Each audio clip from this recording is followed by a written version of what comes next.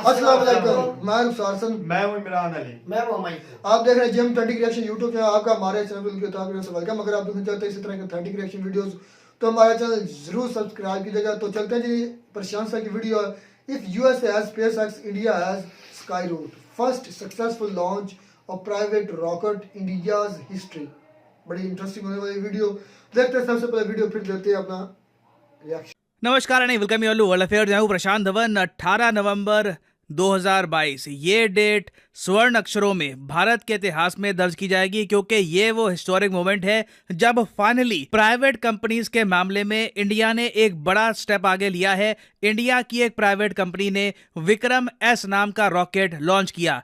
इस private company का नाम है स्काईरूट एरोस्पेस। और आप देखोगे जयशंकर साहब से लेकर पीएम मोदी, पूरी भारत सरकार ने मिलकर इस प्राइवेट कंपनी को कांग्रेचुलेट किया है और ये वीडियो शेयर करी है जहां पे आप देख पाओगे विक्रम एस रॉकेट को लॉन्च किया जा रहा है। अब यहाँ पे हो सकता है कि आप कहे ये रॉकेट थोड़ा सा पतला नहीं लग रहा, थोड़ा सा थिन है ये रॉकेट। यूजुअली रॉकेट्स काफ़ी भारी भरकम होते हैं, जैसे कि GSLV-3 वगैरह।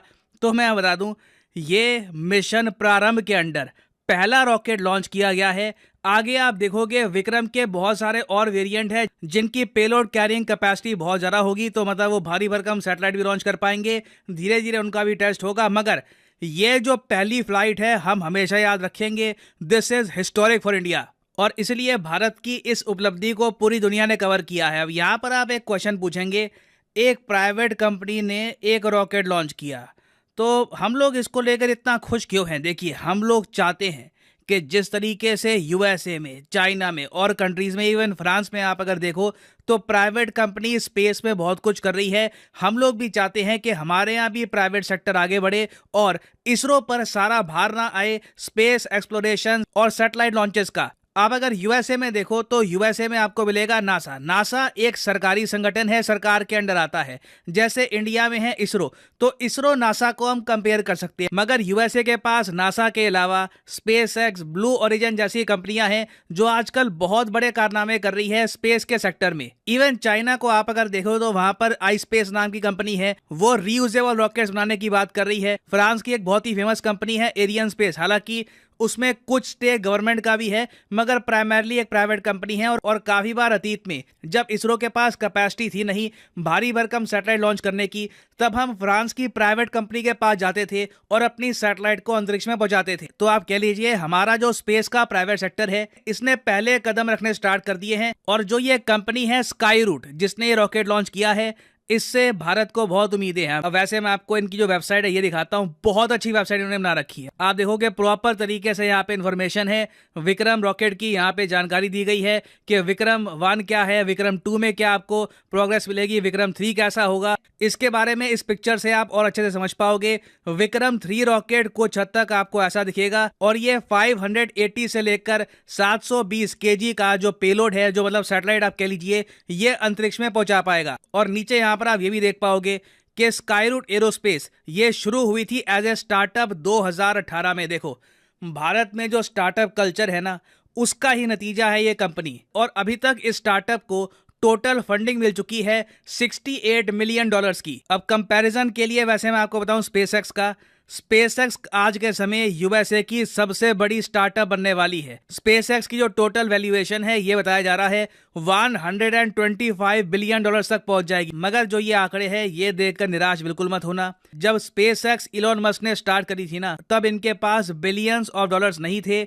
इलॉन मस्क ने अपनी कंपनी पेपैल बेचकर जो इनको पैसा मिला उससे टेस्ला, स्पेसएक्स और बाकी कंपनीज ओपन करी। तो स्काईरूट भी मुझे भरोसा है कि एक दिन फंडिंग इकट्ठी कर करके आराम से एक मल्टी बिलियन डॉलर कंपनी बनेगी। अभी के लिए तो इनका टारगेट ये है कि अपनी वैल्यूएशन $1 बिलियन के ऊपर करे, ताकि भारत को पहला स्पेस बेस्ड यूनिकॉर्न स्टार्टअप मिल जाए। यूनिकॉर्न आपको पता होगा, एक ऐसे स्टार्टअप को कहते हैं जिसकी टोटल मार्केट में वैल्यूएशन हो गई है $1 बिलियन से ऊपर।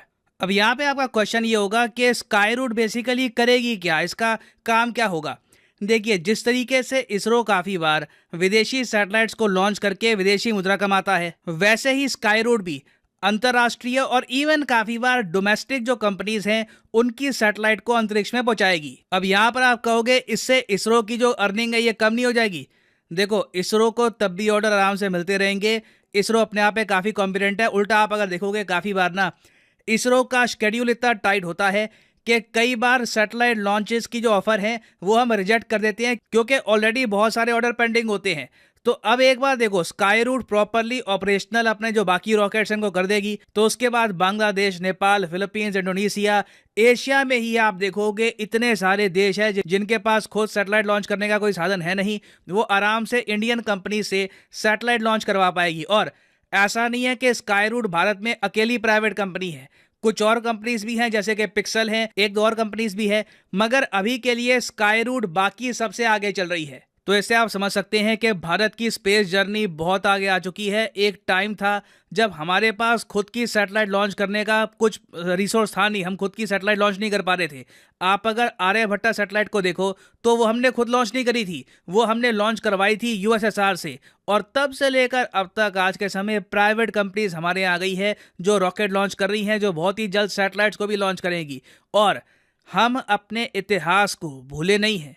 इस रॉकेट का नाम आप अगर देखो, जिसको सब ऑर्बिटल स्पेस में पहुंचाया गया है, सब ऑर्बिटल का मतलब यह है कि रॉकेट अंतरिक्ष तक पहुंच गया। जो कार्बन लाइन थी, जिसको हम कहते हैं 100 किलोमीटर की लाइन होती है, वो आप अगर पार करोगे तो अंतरिक्ष शुरू हो जाएगा। तो वो जो लाइन थी वो हमने पार कर ली। उसके बाद ये रॉकेट पूरी धरती का ऑर्बिट नहीं करेगा, थोड़ा बहुत ऑर्बिट करेगा, उसके बाद धरती में वापस आ जाएगा। एस्केप वेलोसिटी ये रीच नहीं कर पाएगा, और यही हमारा मकसद था। ये चीज भी कर पाना अपने आप में बहुत बड़ी बात है। और इस रॉकेट का हमने नाम रखा है विक्रम। और ऑब्वियसली विक्रम एस जब हम कहते हैं तब हम बात कर रहे हैं विक्रम साराभाई की, जिन्हें हम इंडिया में कहते हैं the father of Indian space programme.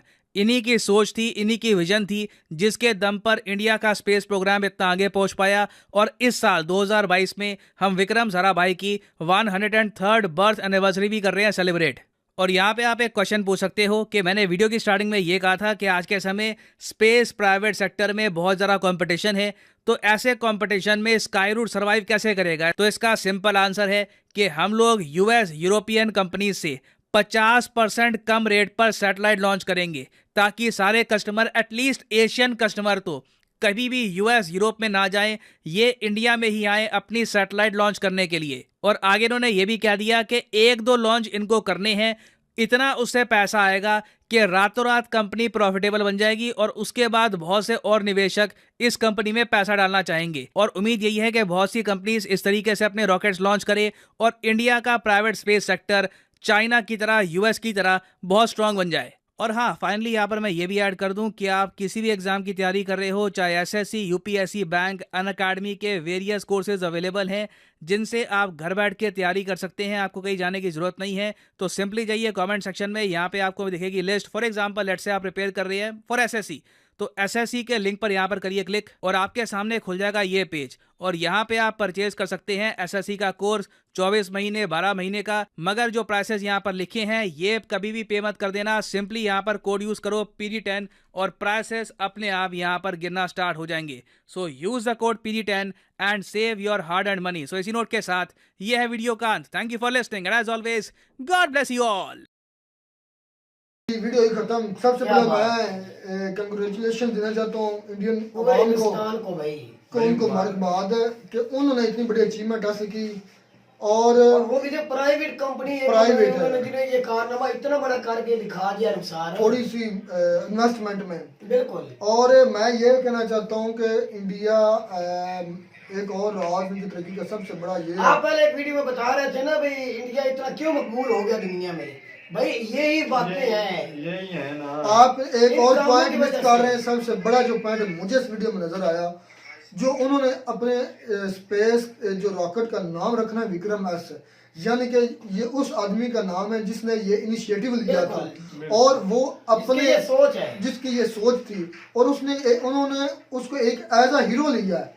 तो यही होना फर्क भी था है, भाई। यही फर्क है ना। मैं वो समझाने की कोशिश कर रहा हूँ। यही फर्क है कि वो जो उनका इनिशिएटिव लेता है वो उनका हीरो बन जाता है, और वो उनको पूछते हैं, उनकी तकलीद करते हैं, उनको फॉलो करते यार हैं। वो हक भी बनता है, उसने उसने मेहनत की है, मुल्क के लिए मेहनत की है उसने, और उन्होंने उसकी फॉलो किया उसको, और उसी आदमी के नाम पर उन्होंने अपने रॉकेट का नाम रखा विक्रम एस।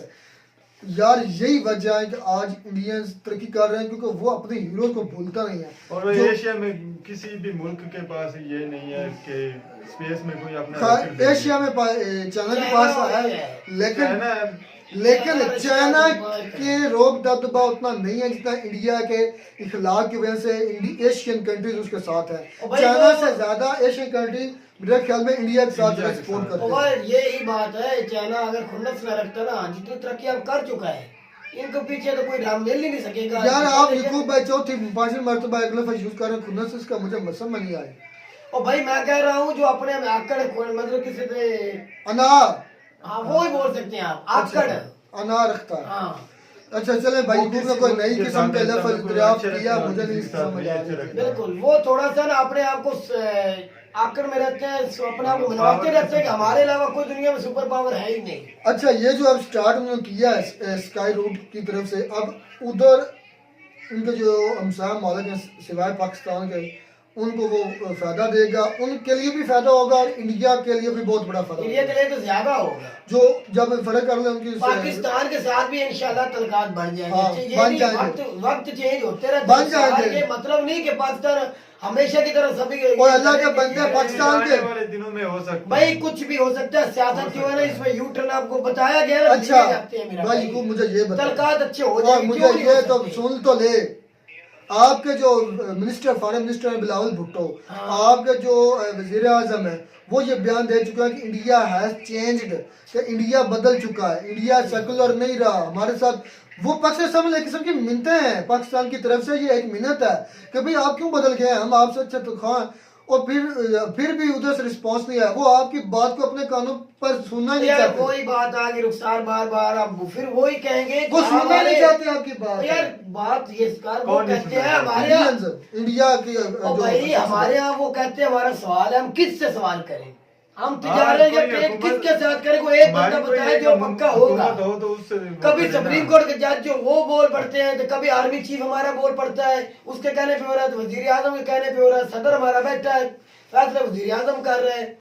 आप देख ले, आर्मी चीफ बनने जा रहे हैं 29 तारीख को, तो सदर बैठा मुल्क में, सदर से कोई पूछ ही नहीं रहा, वजीर आजम टोटल कर रहे हैं जो कुछ और भी यार ये तो हमारा आर्टिकल के लिहाज से, हमारे आइन के लिहाज से जो ट्रांसफर हुआ नहीं पावर से, ये तो पावर्स के ट्रांसफर के लिहाज से होता है कि वजीर आजम के पास ही पावर्स होती हैं। लेकिन यही बात है रुखसार कि हमारे यहाँ को पक्का एक बंदा होना, जिस तरह इंडिया में एक मोदी है हाँ, या वो एक शिपिंग है। इंडिया चाइना में, हमें पता है जो बात हो रही है मोदी साहब ने करनी है तो वो ही होनी है। अच्छा भाई चाइना में शिपिंग जो करनी हो वो ही होनी है। अच्छा भाई को बेग मैं आपसे फिर सवाल करता हूँ इधर कि क्या पाकिस्तान को इंडिया से कहना चाहिए कि बजाय चाइना के हमें इंडिया के जो ये रॉकेट भेज रहे हैं कि हमें भी अपनी जो सैटेलाइट से भेजने का मौका दें, क्योंकि चाइना से ज़्यादा हो सकता है हमें इंडिया में ज़्यादा सस्ती पड़े या सस्ता हमारे जल्दी हम स्पेस में भेज नहीं, सकें। क्या आपको ये लगता है कि ये हमें सस्ता नहीं पड़ेगा? मैं कहता हूँ इतना सस्ता हो पड़ेगा जाएगा। ना, अगर इंडिया के साथ अच्छे तलकात हो। क्या इंडिया हमारे साथ ये करेगा कि हमारी जो सैटेलाइट्स हैं